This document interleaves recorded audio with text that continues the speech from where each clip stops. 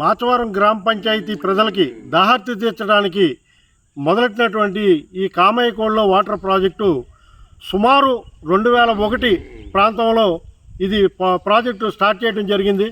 అంచెలంచెలుగా ఆ వేళ ఉన్నటువంటి స్వర్గీయ మెట్ల సత్యనారాయణరావు గారు సుమారు 70 లక్షలు ప్రాజెక్టు స్టార్ట్ చేస్తే అనేక రకాలైనటువంటి ప్రభుత్వాలు మారుతూ వచ్చినాయి, ప్రజాప్రతినిధులు మారుతూ వచ్చినాయి. దాన్ని బట్టి అంచనాలు కూడా పెరిగినాయి. కోట్లాది రూపాయలు వెచ్చించినప్పటికీ కూడా ఒక్క చుక్క కూడా ప్రజలకి దాహర్తి తీర్చే పరిస్థితి ఈ కామయ్యకోడు వాటర్ ట్యాంక్ పరిస్థితి లేదు. ఎందుకంటే సుమారు 20,000 పాపులేషన్ జనాభా ఉన్నటువంటి ఈ ప్రాంతం మాచవరం గ్రామ పంచాయతీ. అలాంటి ప్రాంతానికి స్వాతంత్రం వచ్చి 77 సంవత్సరాలు అయినప్పటికీ కూడా ఇవాళకి కూడా ఆర్ఓ ప్లాంట్ దగ్గర మేము వాటర్ కొనుక్కొని తాగడం ఎంత దుస్థితి పరిస్థితో ఒక మాట మాకు తేటతెల్లం అవుతుంది. అయినప్పటికీ కూడా ప్రతి నెత్తి మీద కూడా భారం, రోజుకి 18 లీటర్లు కొనుక్కుంటే 10 రూపాయలు టిన్ అవుతుంది.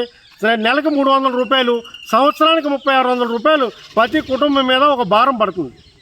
అటువంటి పరిస్థితుల్లో గవర్నమెంట్ ఈవేళ తాగుని డ్రింకింగ్ వాటర్ సప్లై చేయాలి.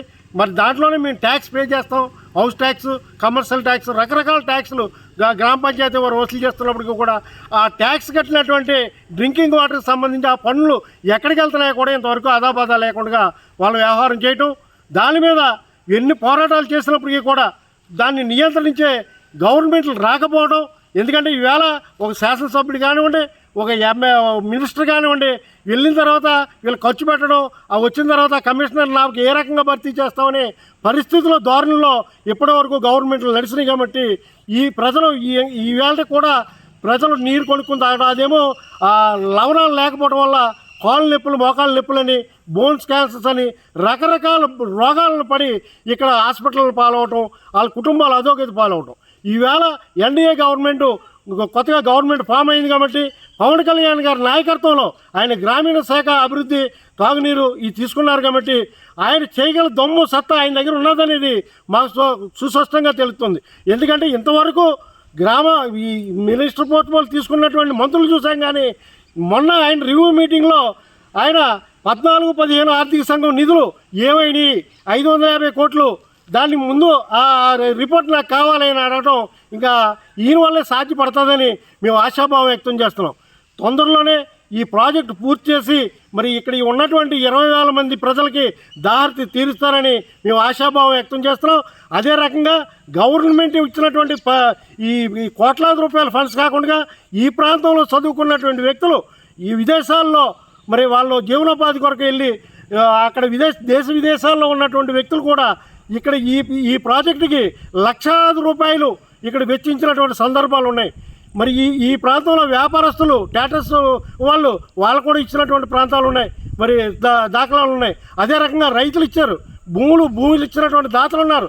వీళ్ళ ఆశలన్నీ కూడా నిరాశలు చేసి 2001 కాడి నుంచి ఇప్పటి వరకు వచ్చినటువంటి ప్రజాప్రతినిధులు కానివ్వండి, అధికారులు కానివ్వండి, నిమ్మక నీరెత్తినట్టుగా ప్రజలను పట్టించుకోకుండా వాళ్ళు ఇష్టాసారంగా చేశారు.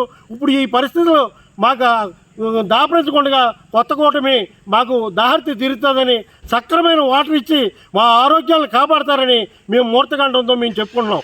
జరిగినటువంటి అవినీతి కూడా పవన్ కళ్యాణ్ గారికి మేము ముఖ్యంగా చెప్పేది ఏంటంటే, గతంలో జరిగినటువంటి ఈ కోట్లాది రూపాయలు మిస్రీట్లు కూడా మీరు ఒక ఎంక్వైరీ చేయించి దోషులను శిక్షించాలి. అప్పుడు నిజంగా ఇవాళ ఇంకో తప్పు చేయడానికి అధికారులు భయపడతారని మేము ముఖ్యంగా చెప్పుకుంటున్నాం. మొన్న కొండేటి చిట్టిబాబు గారు శాసనసభ్యులు 2,50,00,000 పెట్టి ఇక్కడ ఫిల్టర్ బెడ్ ఏర్పాటు చేయడం జరిగింది. ఎన్నికల కోట్లు అమల్లోకి వస్తుంది కాబట్టి అక్కడ ఫిల్టర్ బెడ్ పెట్టారు తప్ప అంతకు మించి ప్రయోజనం లేదు.